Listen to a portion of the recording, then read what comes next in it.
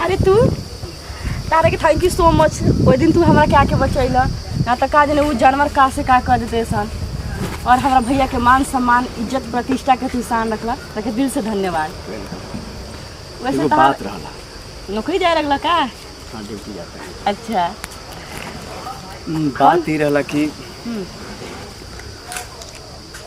कहता ना तारा बुरा लगी कैसा लगी। अरे क्या बात बा बोलो ना। तुम्हारा बहुत अच्छा लगे। ये तू का कह तारा? बुरा मत मानिए, हमारे कहे के गलत नहीं है।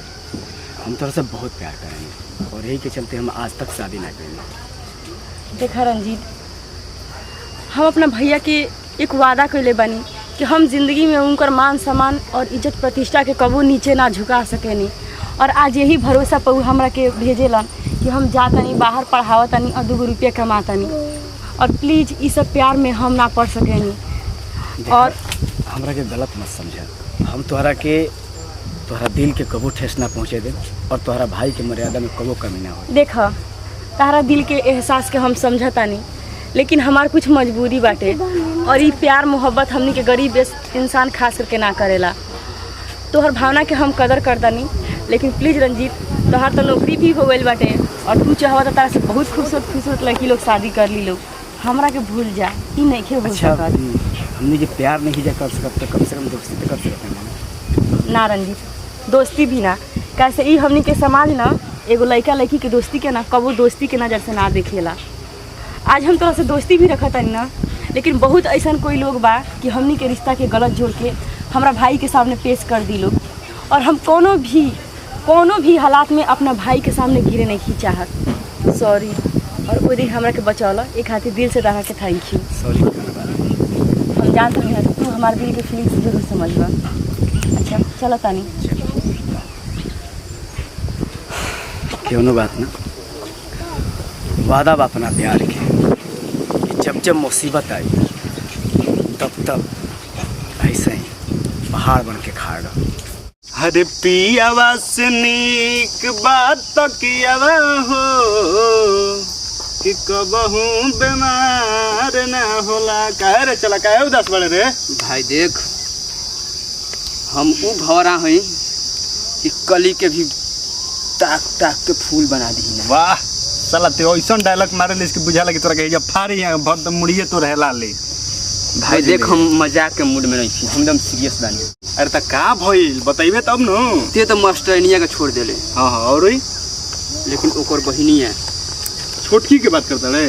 भाई हमार दिल के अब का कोई बुकनी कर देले पिया। अरे साला ओकरा के देखी ना स्कूल ड्रेस में नु ओकर छोट कपड़ा पहिरल, मैं दिल में आग लागल बारे भाई, आग लागल। अरे आग तो हमरो दिल में लागल भाई यार। हमहू चाहिए कि ये खाली करे के धर लेती है। भाई देख, तोर हम मदद करी, अब ते हमार मदद कर।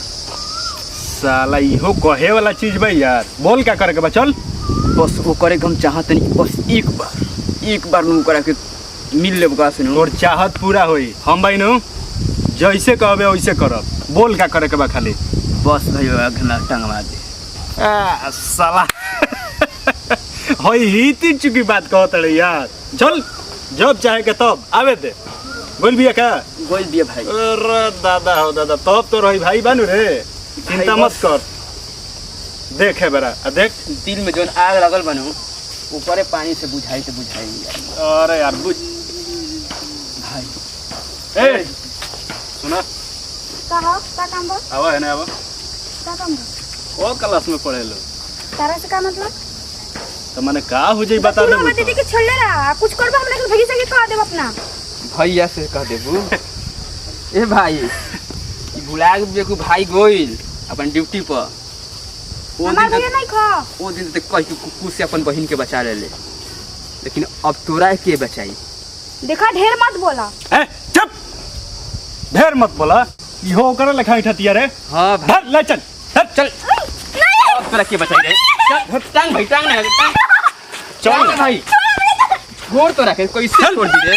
अरे टांग ये में धस गई बाड़ी रे। अरे टांग रे चल।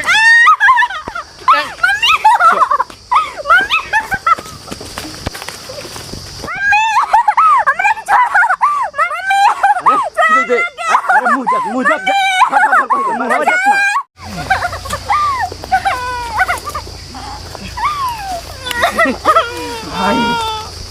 भाई मजा आ गई।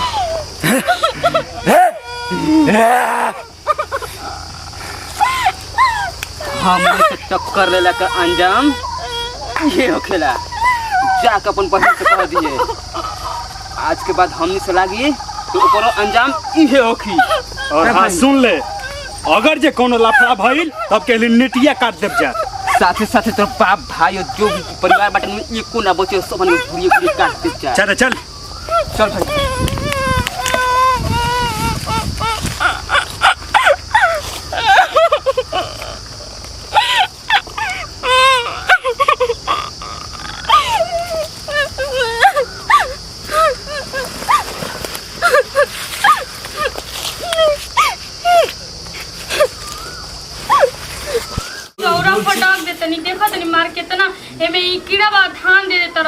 अरे चौरे के लागल बा। हम सोचत तनी कि बुचिया के स्टेज पलाई से बनवाई, चौकी से ना। अच्छा जयमाल वाला। हाँ राजेश भैया आइए गुलमान नर्सरीगंज से, उनके से बनवाई। अब बताओ इतना दिन में बियाह भइल बाटे, बताई ऐसा जयमाल करम कि टोला मोहल्ला देख के कही ना कि हाँ फल्ला के बहिन के बियाह होताटे। दुख तो जितना दिन कहनी जो उतना दिन कहनी। अरे बहिन के बियाह आता ना धूमधाम से करब नु, पूरा हमार गांव जवार देखी कि एगो गरीब किसान कैसन बहिन के कैलस। हाँ उहे ना बहुत खुशी के बात बाटे इता जी। और सब चीज कर देल बनी ना, जाके फाइनल कर देल बनी ना। सब कुछ हो गइल बाटे तो सबके पैसा दिया गइल। का हो बच्ची का करत दारू ना ऐसे ही घर में रहनी है, देखनी कि भाभी का करता है। तो अरे ना जानते बारू भैया से बातचीत होत रहे ना, अब तैयारी होता। अब सुनी अब प्लेटवा कतना लगवा दिए। प्लेटवा देख ले, अब रउआ देख, अब रउआ नु करम, अब हम का कर। अब सुनी इतना टाइम में जियावा ना आइलो अभी तक ले, का ने कहां बिया हुई। अच्छा होते होयन। अब पूछी के लहंगा ना रोवतिया का बजिया काहे रे बुचियो, ई काहे रोवतिया रे बहिन? का बजिया का भइल कहां बिल बच्चा। अरे का बोल बेटा, अरे का बोल तो का भइल जिया जिया हो गई। का भैया का है? अरे का हो गइल रे बोल। भैया बोल लेंगे तो नंबर से कौन है का कौन है का? अरे भैया उलाई के जो हमरा के तंग करत है सन, उ लागत है कि से कोनो बदतमीजी करे बाड़ा सन। ए बाबा जो बच्चा शांति रहे रउआ। का भइल बच्ची, कैसे कैसे का भइल? छोड़ के जात आ कुत्ता के औकात कब ना सुधार सकेला। उ कुत्ता बाड़ा सन जो भैया अब हमने समारी बच्चा देख भैया भैया भैया के देख भैया। अरे वो का हो गइल? भैया अरे भैया भैया का कर रहा का भइल रउआ के? भैया भैया भैया का के संभाल भैया का भइल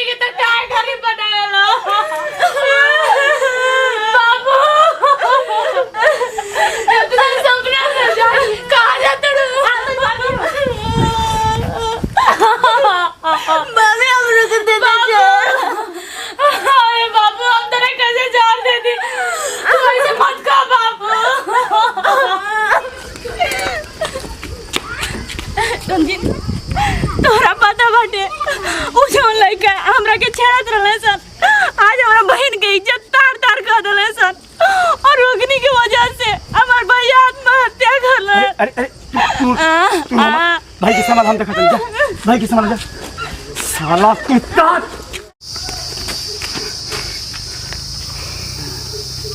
अरे बाप हो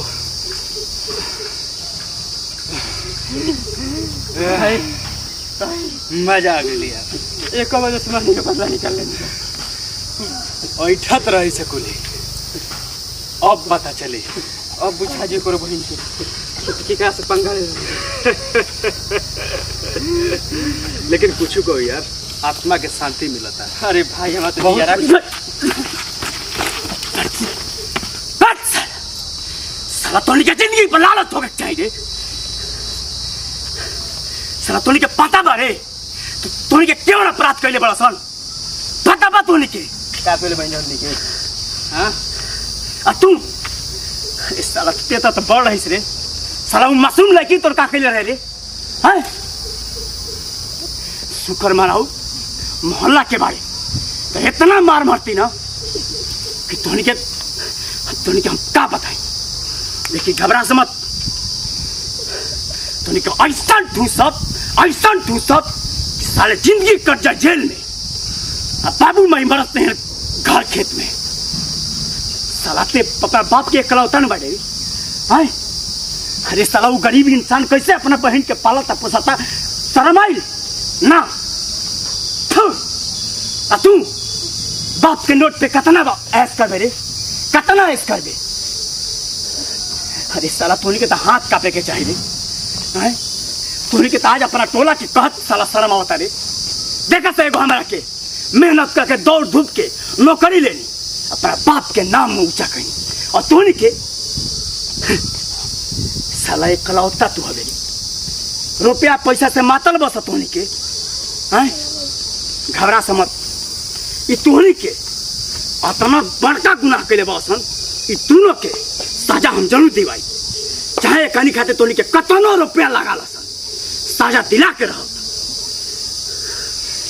मत भाई देख रे भाई देख हमनी गांव घर में माई बाप के कुछ अलग ही रुतबा बाटे भाई बदनाम हो जाए। अच्छा तोर माई बाप के रुतबा बा वो गरीब बहन के केनो रुतबा नहीं के वो गरीब भाई के केनो रुतबा नहीं के। भाई हमनी गलती हो गई भाई हमनी के भाई बहुत बड़ा पाप कर देनी जे भाई हमनी के ना समझी में ना बुझाई। का तोर पाप का तोर गलती से ओकर इज्जत वापस आ जाई ओकर पास। तोर बहन के काल क्यों ले कोइले क्यों इज्जत लूटी केकरा भी जीवे पुलिस प्रशासन सरकार केकरा भी जीवे खुद से हैंडल कर ले।